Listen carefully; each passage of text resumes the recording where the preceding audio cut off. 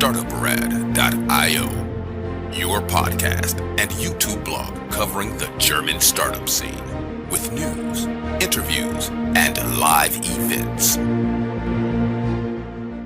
Hello and welcome everybody. Welcome to the second interview together with my guest, Christian Conrad. Here, a former marketing director for Kellogg's in the DACH region, ex-Unilever, founder of Engagement Booster and author of Magical Company Culture in German, magische Unternehmenskultur, on his mission to have 1 million smiling employees by 2035. And we've been recording for 50 minutes already, part 1 of our episode. So, let's do the second episode here and go a little bit into solution systems and strategic impact of your work. Can you share a story where client turned their employer brand around through cultural work? I'll give you two very, very different examples. The earliest example that I had was over 10 years ago when I worked with the Naturkundemuseum in Berlin. And I supported the new general director of the institute, Professor Johannes Vogel and his team. For 2 years. And that was a fascinating journey because it was completely different. I'm a company, corporate, whatever, business guy working in this kind of scientific community environment. Was fascinating, and developing a new vision, a new mission, and seeing how visionary leadership could actually transform a very, very stale, very kind of old-fashioned organization into a fantastic and inspiring organization now 10 years later. It's very, we gave them a little bit of an initial kickstart, and then they were running. But that was a dramatic change of culture and employee attractiveness as well.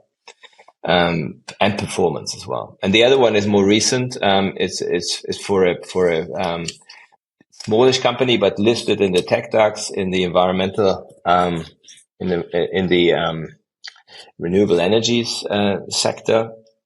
And we changed the net promoter score from 6 to 40 in 18 months. Really creating a big shift in employee brand, in attractiveness as an employer, in a company that is in an environment that is fast growth, double-digit growth, year by year of over 10%. So that is the other story that I'm very proud of and I'm very excited about. And that's a story that goes on. Mm-hmm. Mm-hmm. Where do traditional corporate L&D programs fall short, and how does your approach differ? I think one thing that I've run loads of learning and development initiatives and programs in a number of companies, big and small, for the last 15, 17 years. And a lot of them are, I would call them interventionist. You run a training, you go away, you don't measure results. In a sense, it's almost like an incentive. Oh, you're allowed to go to training. And there is very little follow-up and very little. And what frustrated me, that me as someone who's a facilitator or a mentor or coach in such a situation, you hardly ever get the long-term feedback. You know, you get the feedback at the end of the session. Oh, we loved the session. Well, what's actually the impact on any kind of metrics? I was involved in some programs where I found that they did it a little better because they didn't run a program over a year where there were several modules. So that's already an improvement. And what I did as a result of that, I said, I want a program that actually measures success and that is continuous because I want to see the impact. So I don't want to run trainings because I love trainings, but a training or a coaching session is a module of a program with a clear objective of driving engagement. we measure it, we run a certain sequence, we start at the top, we break it down into the leadership, and then we roll it out in the organization. And then you can really see how it works and how it impacts. So I like long-term projects rather than short interventions, because I think they have a bigger impact on results. Actually, when I was in consulting, I also loved to do the long running projects for the very simple reason that there is a lot more impact and final results that you're seeing, not to mention you get more acquainted with the matter, with the company you're working for, with culture of them, like all the different branches all across the globe and how they're actually interacting. So you learn more and you can over time more and more tailor your approach to this client. That's just personal experience here. Exactly. That's another really good aspect, that you can only tailor things to a company if you know them well. So if I only go in for a day or two, it's quite naturally very superficial, the knowledge that I have. But for example, let's take that client in the renewable energy sector. I know every single person in leadership. I know probably 60 to 80% of all employees, because I've had the pleasure and the honor to work with them for 7 years now. So I know them, and I can therefore tailor anything that I do for them much more to their needs than I could if it was just someone I knew because we just met. Do now have a question, because we're talking about, like, it feels like two different perspectives, the number driven management and emotional driven leadership. So how does your CAVE certified work on execution connect with emotional leadership? Because for a lot of people, there's actually two pair of shoes, like we would say in Germany. But I do believe it is not. Well, I believe it's not. I think I used to work for execution, the execution model of 40X of CAVE. And that framework is at the back of my head when I run any kind of engagement booster program. There is the 4 disciplines are, have focus on one key big goal. So the focus then is engagement. You need to measure it, otherwise it won't be a wildly important goal in the 40X terminology. You need to be able to have that kind of measure that you can track, and then focus on the lead measures. That's discipline 2, and the lead measures are the habits. So the habits, connective listening, positive reinforcement, and feed forward. Those 3 habits are the 3 lead measures that are the lever that drives it, and that makes the soft. And then you should track your results. You should track also how you practice the habits, which is why I offer my clients an app, an AI-driven app that supports them in developing those habits. Because obviously, you need something to help you to actually think about, okay, am I actually doing the habits, or in all the everyday madness that we're all involved in? So you need something that reminds you, something that gives you some impulses automatically as you go. But the key is, if you want to move it from something that's fluffy and soft into something that's hard and measurable, it's about execution. It's about what you do every day. It's about developing habits. It's about changing your behavior as a leader. And I had a beautiful example last week at a workshop with a client when one guy from operations, so that was, in production, of a client, when he said, my colleague was at the training 3 weeks ago and he changed his behavior. I said, okay, that's interesting. What did he change? Well, he used to interrupt people in meetings all the time. And I noticed that since he's been to the training, he doesn't do that anymore. So that's a very tangible little story of someone taking that on board and saying, okay, this was very useful for me. I have a tool now and I've learned connective listening, and it's something that we've practiced in the workshop, and I'm applying it as a leader in my team. And he leads about, I don't know, 30, 40 people, and the colleague and he, have sort of neighboring teams. That's why they interact a lot. And within only 2 or 3 weeks, he already had a noticeable change of behavior that had an impact. Mm-hmm. There's also something I need to work on, not interrupting people. I see. You coach leaders to trust first. What are the business outcomes of that mindset? Well, I'll tell you what inspired me. It was probably the manager that inspired me most. When I worked at Kellogg's, I was marketing director, and our general manager was a Danish guy called Fleming. And Fleming, when he presented himself to the organization, he put himself in front of everybody and said, I've got some management principles. And one of them is, when I work with someone like you guys, I always give 100% trust.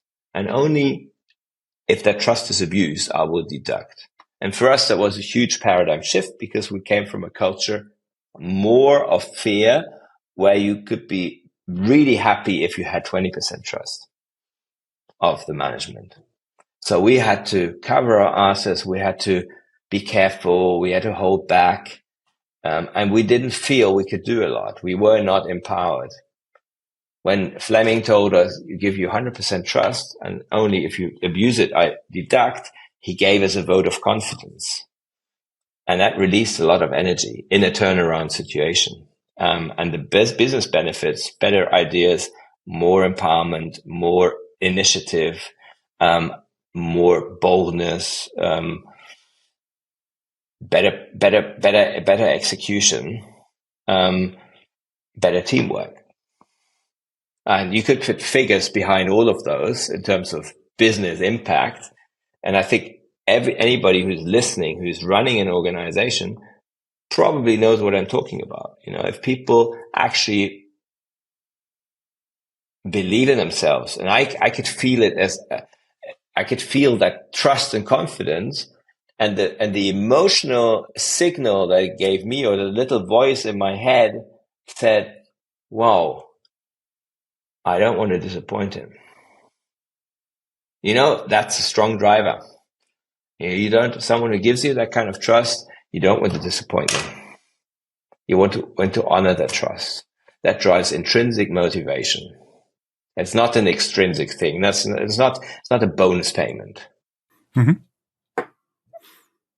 I see. I actually, I think once or twice in my life, I had leadership like this in different companies with different clients, but that was really, really rare. There's mm-hmm. something I would really call management talent. That is, that's pretty cool. And actually, if your employees see you like that, you've already won.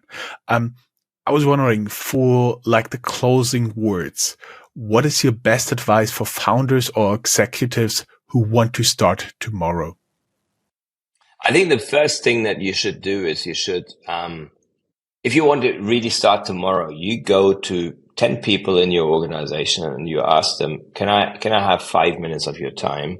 And you ask them that question. You ask them exactly that question. How likely is it that you will recommend our company to someone else? You do your own little field research. You don't do a big survey. You do your own little field research, and don't just pick the people who are fans anyway, but pick a couple, who are critical, and ask them then, if they say, okay, I'm an 8, they say, okay, good. What do I need to do? Or what do we need to do as a management team, as an organization, so that you will give us a 9 or a 10 on that question? How likely is it that we recommend XYZ as an employer to others? And you will find that you will get some really good ideas. So that's first step. Second step would be that you sit together, evaluate what you've just found out in your little field research, and make a few, prioritize 3 or 4 actions where you will improve the framework that you're working in, whatever it is, process improvement, nicer canteen, whatever, and pick small measures that you can execute within a maximum of a quarter so that you see results. Don't do the big things, do the small things, do many small things, regular. Do like 3, 4 things every quarter for 4 consecutive quarters. And the third thing is start practicing those habits. If you say, okay, I don't know what connective listening is, just type in active listening or empathic listening into ChatGPT and ask, let them tell you what you should train and what you should look for, and then practice that. Be simple, Try to avoid judgment when you're listening. Repeat what you have heard to make sure that the other person feels understood. Focus on open-ended questions that start with what or how and avoid why and all the police questions. So, you do that and your world will change. The world around you will change. You do that consistently, small things every day. Positive reinforcement. Catch people doing things right rather than doing things wrong. And ask for feed forward yourself. Is there something that where you would like to be better, where you want to improve? You're the CEO. There is something that you want to improve.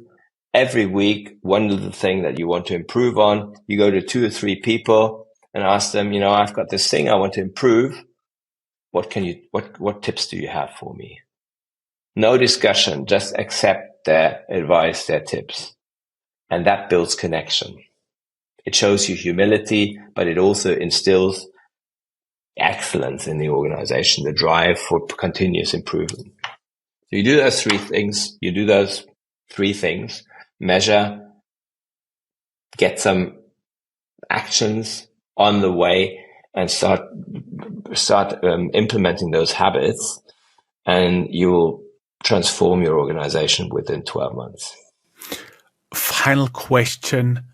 What advice, when you started out a management career in more classical companies, what advice would you have loved to have at the point you started? I think that I would have loved to have had those lessons that I learned from Fleming 10 years later, straight from the bat. The thing that you give trust initially, that you try to focus on the strengths and the things that you're good at, that your team is good at. I think that would have been great. I see. For our audience, I was wondering which leadership behavior made you feel seen and empowered at work. Drop us a DM or comment on YouTube or wherever you are following us.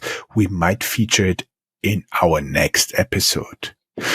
Christian, thank you very much. It was a pleasure having you as a guest. We may add to our audience that we are now recording for almost 1 hour and 20 minutes. The final episodes will be a little bit shorter, but nonetheless, we will be on Substack for a little bit exclusive deep dive for our paying customers there. And thank you very much. It was a pleasure having you so long here.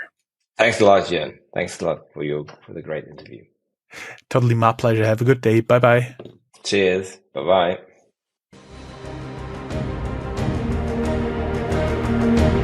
That's all, folks. Find more news, streams, events, and interviews at www.startuprad.io.